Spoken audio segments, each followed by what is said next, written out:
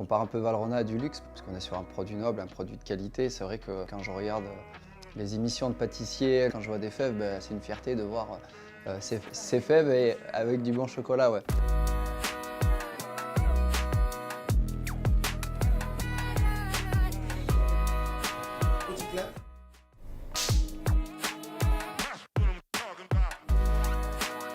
Donc ça se fait en 3 étapes. On va recevoir le chocolat à l'état liquide, entre 45 et 55 degrés suivant les couvertures. Ensuite, on va le passer dans une tempéreuse. Donc le redescendre en température. Le redescendre en température entre 27 et 28 degrés, puis ensuite le réchauffer entre 30 et 32 degrés, donc qui est la température de travail. Ensuite, une fois qu'il est tempéré, il va arriver dans une couleuse. La couleuse va venir doser dans des moules. Une fois que c'est moulé, ça passe par la vibration. On appelle ça le tapotage. Ça va passer dans le frigo, donc tunnel de froid entre 15 et 25 minutes.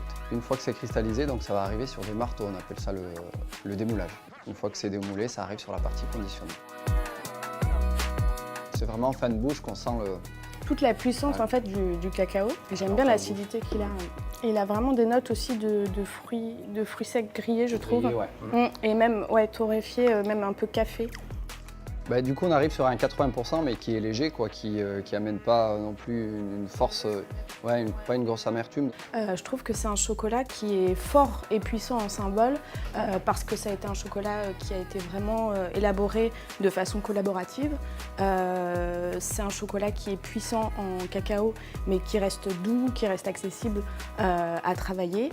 Et donc je trouve que oui, c'est un symbole fort pour les 100 ans de la marque. J'ai réalisé en fait un sablé breton avec une pâte à tartiner Komuntu et j'avais envie d'associer donc ce chocolat à ce côté un peu régressif, un peu gourmand et de l'associer également avec de la noisette. Donc je vais te faire déguster ça et tu vas me dire ce que tu en penses. Ouais. Super bon. Ce goût salé avec le chocolat noir, franchement ça se marie super bien. C'est une des pâtisseries préférées de mon fils et depuis qu'il a découvert le chocolat Valrhona, il est complètement fan du chocolat. Moi j'ai mon fils, c'est pareil, à chaque fois qu'on va à la pâtisserie, on va voir le pâtissier, s'il n'y a pas de chocolat Valrhona, il ne va pas le manger.